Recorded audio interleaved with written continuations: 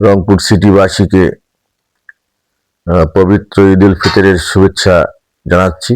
আল্লাহ প্রত্যেকের কে সুস্থ রেখে এই মহিমান্বিত যে দিনটি আসে এটা উদযাপন করার তৌফিক দান করুক, এই কামনা করছি। পাশাপাশি আমরা যারা যারা ধর্নাঢ্য ব্যক্তি আছি তারা আমরা যেন যারা মেহনতি গরিব মানুষ তাদের পাশে এসে দাঁড়াই।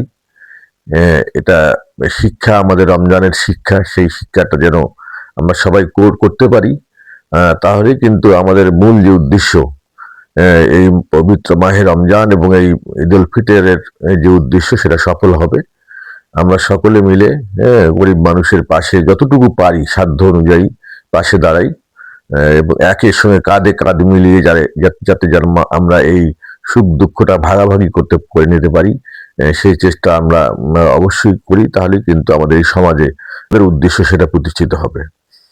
পাশাপাশি বলতে চাই যে আসলে এখন একটি দলীয় রাজনৈতিক পরিস্থিতি একেবারেই এটি খারাপ অবস্থায় আছে। এরা এই অবস্থা থেকে উত্তরণ দরকার।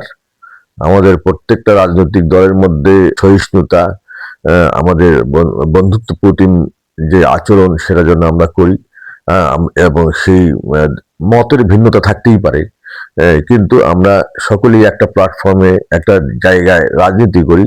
সবার প্রতি সম্মান বোধ এটা উঠুক, তাহলে কিন্তু আমাদের যে সুস্থ রাজনৈতিক ধারা সেটা কিন্তু আমাদের চলে আসবে।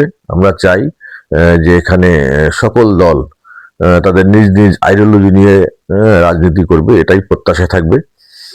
আমি সকলকে আবারও ঈদের শুভেচ্ছা জানাচ্ছি, অভিনন্দন জানাচ্ছি।